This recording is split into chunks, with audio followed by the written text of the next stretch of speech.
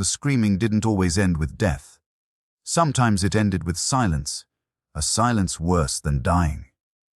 Imagine your very identity stripped away, not through execution, but through mutilation so severe it left you alive, but not whole. Castration. Today the word sounds clinical, sterile, almost medical. But in history, castration was never a medical act. It was a punishment, a weapon of humiliation, and a tool of absolute control. It was not about killing a man. It was about breaking him, body and soul, reshaping him into something docile, stripped of power, of manhood, of dignity. And across centuries, cultures devised methods so brutal, so grotesque, that they read like nightmares carved into flesh. 7 ways history turned castration into theater. 7 methods that destroyed not just bodies, but entire lives.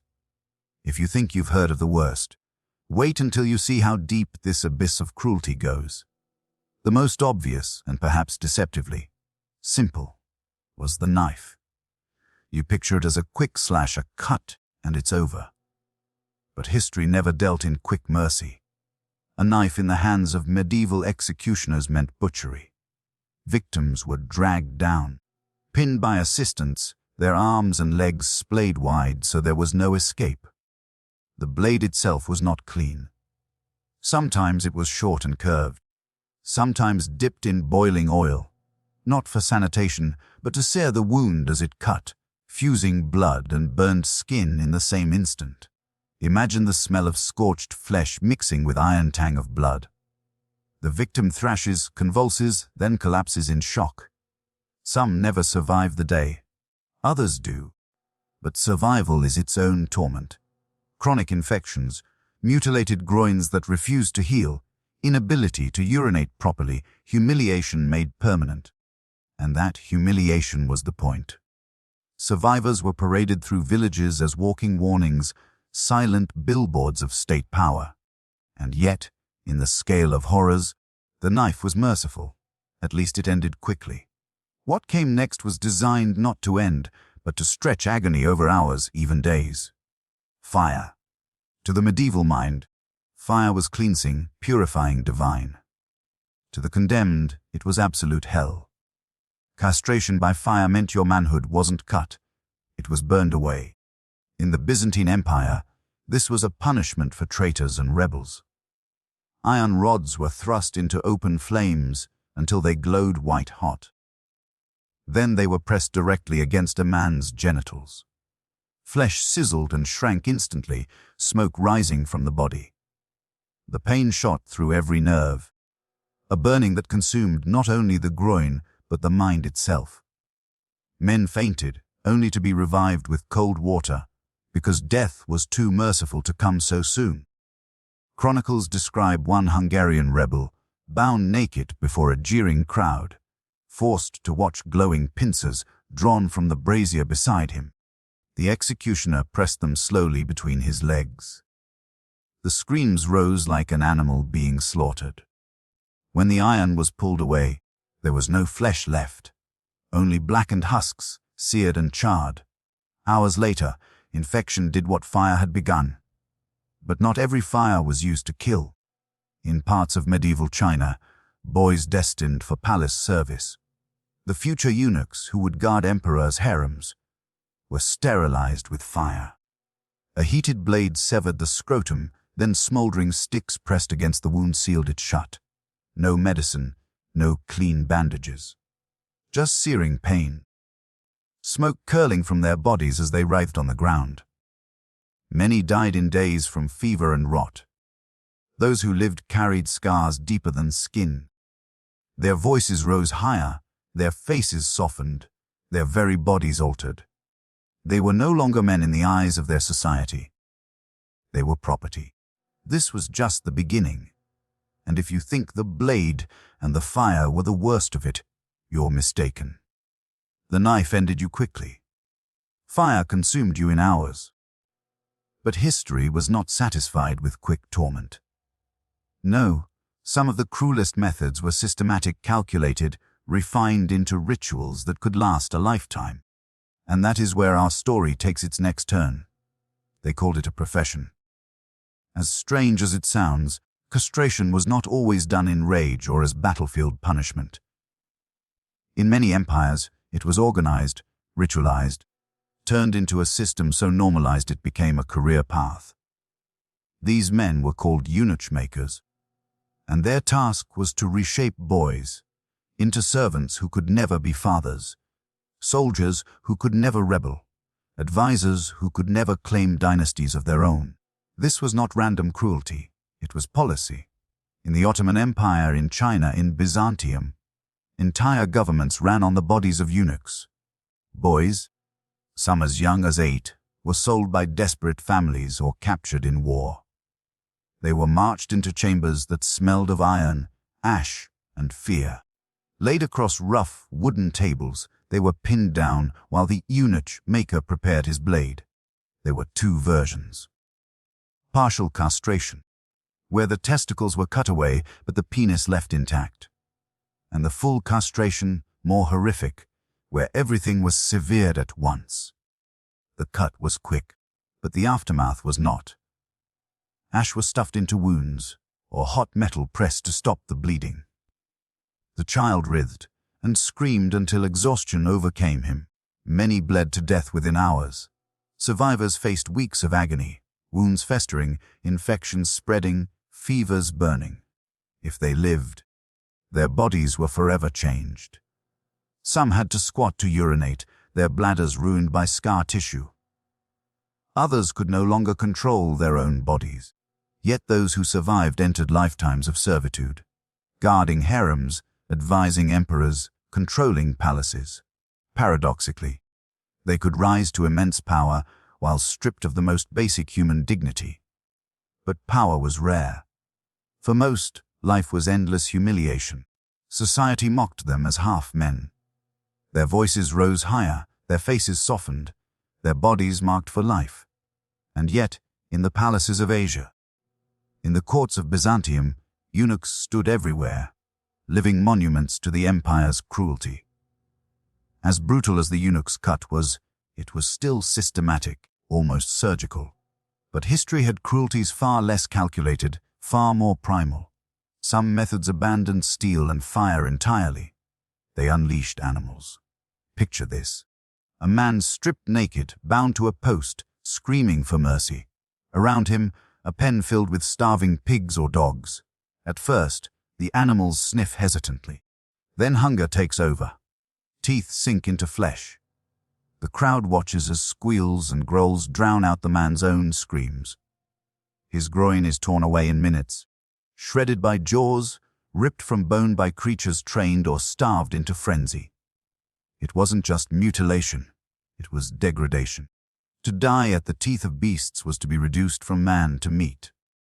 In Ming Dynasty China, chronicles describe rebels bound in pigsties where starving animals tore them apart piece by piece, their manhood devoured in the dirt.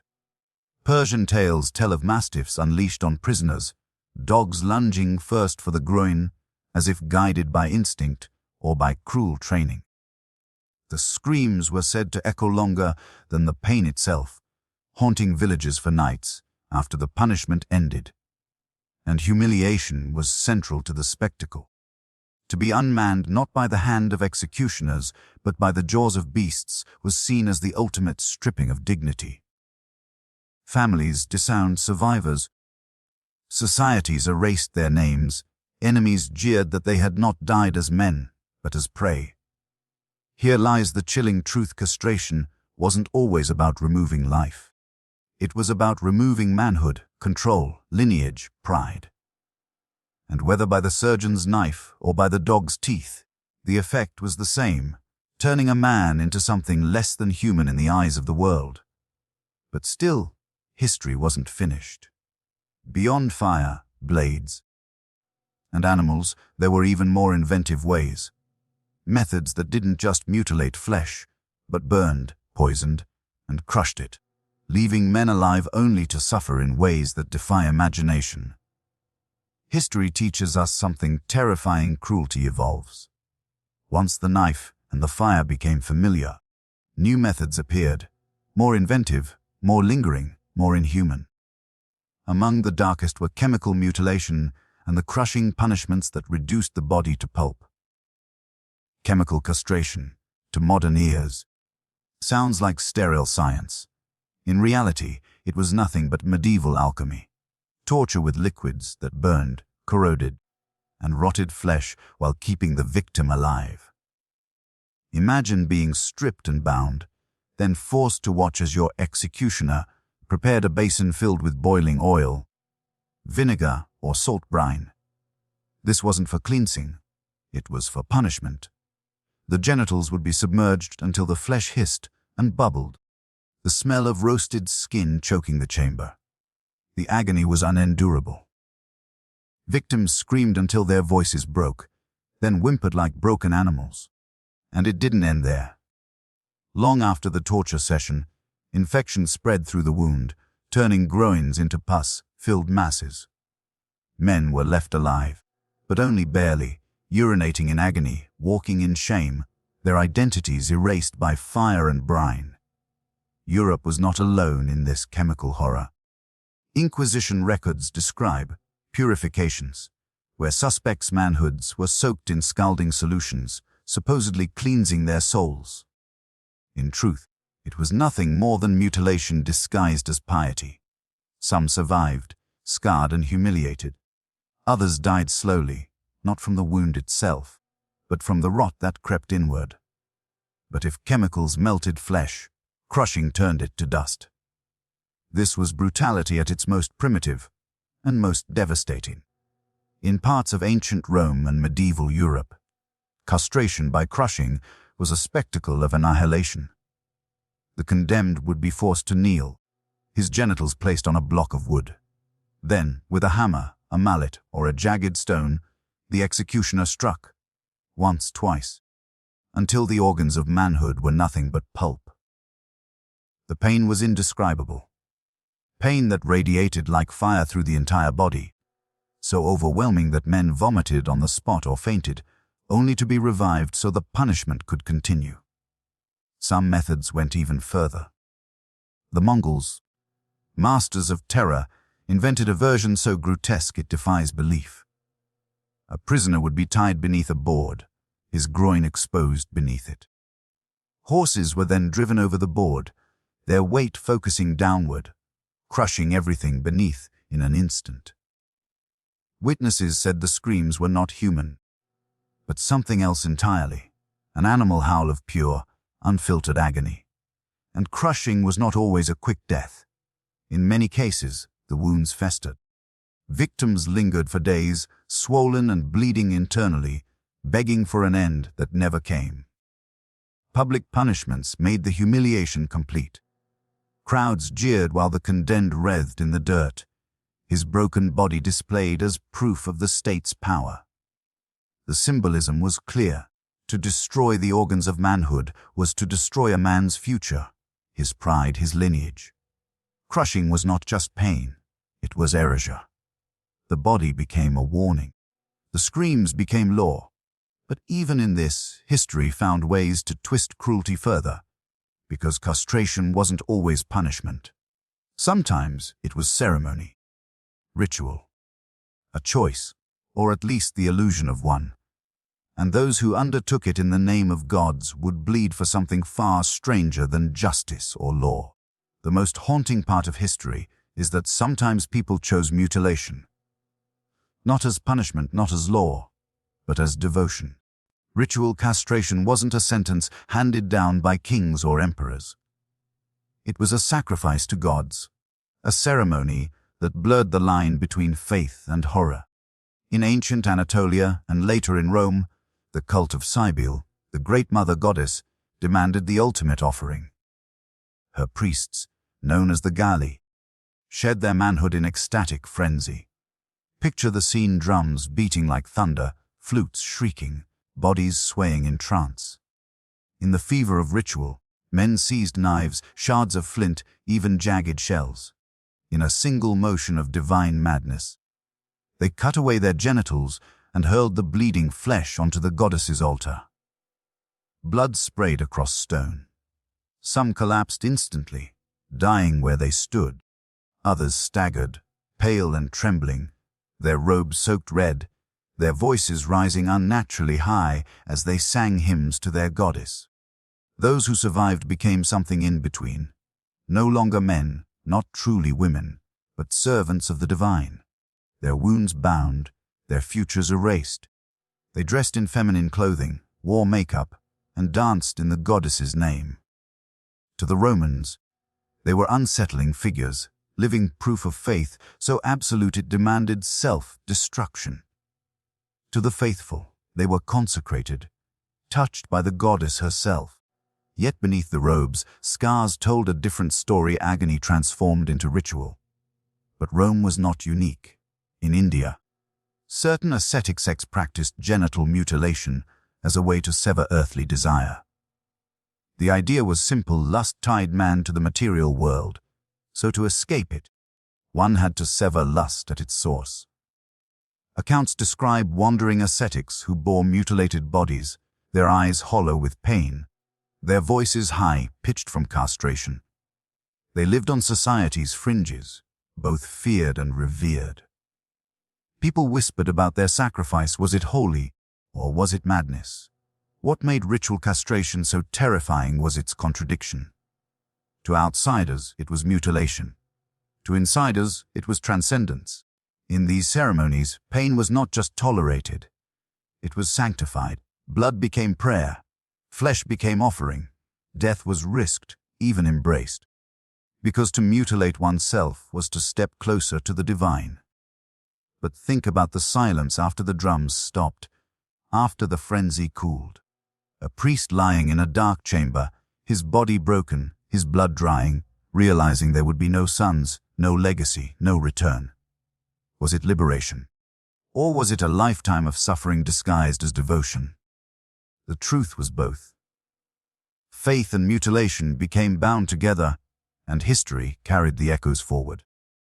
Even centuries later, ritual castration continued to haunt cultures.